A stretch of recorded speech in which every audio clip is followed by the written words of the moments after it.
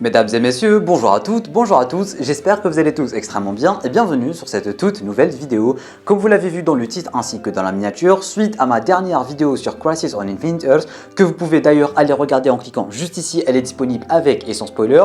Aujourd'hui, je vous propose tout simplement un petit guide sur le Tomorrowverse, aka et plus communément appelé l'univers de DC en animation, le DC Animated Movies Universe, qui a été reboot avec le nouveau film Superman Man of Tomorrow, auquel il doit son nom de Tomorrowverse. Pour ceux et celles qui ont un peu raté la timeline ou qui se sont un peu perdus, je vous rappelle qu'il y avait déjà un univers d'animation DC Comics qui avait commencé par le film Flashpoint que tout le monde connaît et qui s'était terminé avec Justice League Dark, Apocalypse War, avec un nouveau Flashpoint qui lui a laissé place à ce nouveau DC Animated Movies Universe. Et du coup, durant cette vidéo, je vous propose qu'on fasse le point sur la timeline complète de ce nouvel univers partagé de films d'animation DC Comics qui va bientôt être terminé avec les films Crisis on Infinite Earths, et le premier est déjà sorti, il est ma foi plutôt excellent. Installe-toi confortablement, tu peux laisser un petit pouce bleu, n'hésite pas à prendre quelque chose à boire, à manger pour bien regarder cette vidéo dans les meilleures conditions, et sur ce, on va déjà commencer par résumer le truc. Cet univers commence directement par le film Superman Man of Tomorrow qui va directement mettre en place le personnage de Superman dans un univers un peu plus calme, on va dire, un Superman un peu plus doux qui est plutôt vu comme le plus grand super-héros de tous les temps, le côté espoir, et Superman est bien plus mis en avant. Il va aussi nous proposer le personnage de Lobo qu'on va aussi revoir dans d'autres films, le personnage de Martian Manhunter qui lui aussi va être teasé pour d'autres films, etc., etc. Ce film pose de bonnes bases pour cet univers, un bon petit Superman, une nouvelle origin story on va dire qui reste l'origin story de Superman mais racontée différemment dans un nouveau monde, etc. Et franchement ce film est ma foi plutôt très bien. Après ça on a directement eu le film Justice Society World War II qui est un peu un film Flash avant d'être un film Justice Society, parce que dans ce film là on a un Flash qui va déjà connaître le fameux Superman de Superman Man of Tomorrow dès le début du film, ils vont faire connaissance, mais après ça tellement Flash va aller très vite pour essayer de sauver Superman, il va finir dans une autre terre dans laquelle il va découvrir la Justice Society composée de Wonder Woman, Hourman, Jay Garrick, etc., etc. Et pour le coup ils sont en train de se battre contre des nazis et Flash est piégé avec eux. Il n'a pas fait exprès pour finir dans cet univers là, mais c'est là où il a eu l'idée de créer la Justice League, et du coup après les événements de ce film il est rentré avec l'idée de créer la Justice League et il a demandé à Superman d'unir toute la Justice League en général. Et comme j'étais en train de dire, c'est un film Flash avant tout parce que c'est dans ce film là où tu vas découvrir un peu le voyage dans le temps, le voyage dans le multivers, le personnage de Barry Allen, sa bonté, à quel point c'est un personnage incroyable. Après ça on a les films Batman The Long Halloween partie 1 et partie 2 qui sont directement tirés des comics du même nom, qui sont pour moi les meilleurs films de ce DC Animated Movies Universe avec Crisis on Infinite Earths dont on va parler juste après. C'est des films vraiment terre à terre dans lesquels tu as un Batman qui vient à peine de commencer on va dire, mais qui est quand même un grand justicier.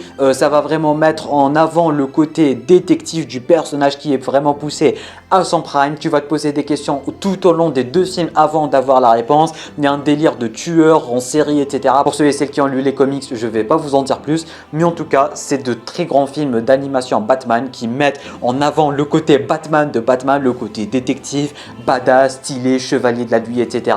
C'est des films vraiment très touchants, très impactants, dans lesquels on va aussi voir Selina Kyle. Le film The Batman a été tiré des comics qui ont donné vie à ce film d'animation, etc. Franchement, les Batman Halloween sont vraiment des petits chefs-d'œuvre et qui vont du coup teaser à la fin avec les scènes post-génériques la création de la Justice League. Après ça, on a le film Green Lantern Beware My Power. J'ai pas de titre français, du coup je vais le dire en anglais, mais ça donnerait Green Lantern et peur de mon pouvoir, un truc dans le genre, bref on s'en balance. Et du coup pour moi c'est le pire film de ce DC Animated Movies Universe. Je l'ai regardé en 3 parties tellement je me suis endormi durant les 3 parties, mais en tout cas c'est, bon je vais pas dire que c'est un bon film, mais il va mettre en avant le personnage de Green Lantern de John Stewart. Il va nous présenter le pourquoi du comment Hal Jordan n'est pas disponible dans cet univers là. On aura aussi Green Arrow qui va faire partie de cet univers. On va connaître Hawkgirl ainsi que son monde, etc., etc.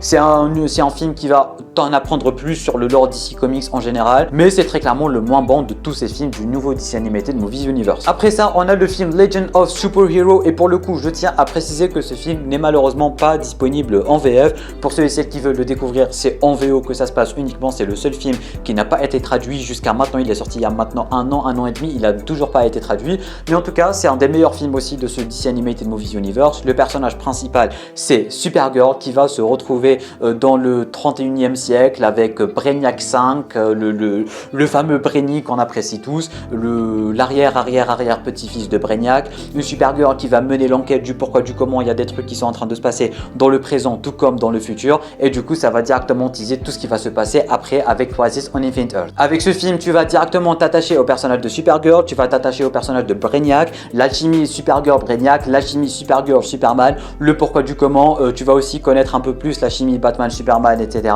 Franchement, ce film est un des meilleurs, il est très touchant, très impactant, et tu vas voir que avec la fin du film, tu vas très clairement pouvoir verser une larme. L'avant-dernier film de cette chronologie est le film Justice League War World, qui est tout simplement un genre de film Elseworld dans lequel on a nos membres de la Justice League qui sont piégés dans des univers parallèles avec la conscience de Martian Manhunter pour tout simplement essayer de ne pas laisser un grand méchant détruire le multivers. Ça c'est le pitch rapide du film, et c'est là où Batman et Superman vont se rendre compte qu'ils avaient perdu la mémoire. Wonder Woman d'une autre terre va faire la connaissance de ce Batman et Superman de la terre principale, et cette Wonder Woman, c'est la Wonder Woman qu'on avait vue dans le deuxième film aka Justice League World War II, et du coup ça va être le film qui va teaser Crisis on Infinite Earths, vu que directement à la fin du film, hop, c'est bon, c'est la crise qui va commencer. On a Harbinger qui va venir chercher notre trinité, on va dire, des super-héros les plus connus de DC Comics. Et bien évidemment, on le présente plus, à la fin on a les 3 Crisis on Infinite Earths, partie 1, 2 et 3. Première partie disponible, et j'en ai déjà fait une vidéo,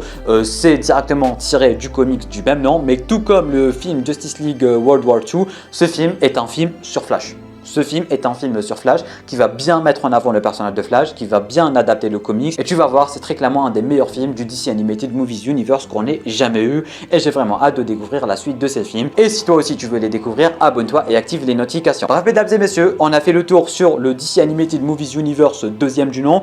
S'il y aura du nouveau, bien évidemment que je serai là pour vous en parler sur la chaîne, de l'intérêt de t'abonner ainsi qu'activer les notifications. N'hésitez pas à me dire en bas dans les commentaires s'il y a des films que vous avez regardés, si vous avez des avis sur ces films, etc. Je veux vraiment savoir. Petit pouce bleu, tu peux t'abonner à la chaîne YouTube ainsi qu'activer les notifications en cliquant juste ici sur ma grosse gueule. Tu peux regarder une autre vidéo en cliquant juste là. Sur ce, moi je te dis à très bientôt pour une toute nouvelle vidéo. C'était Namiat, portez-vous bien.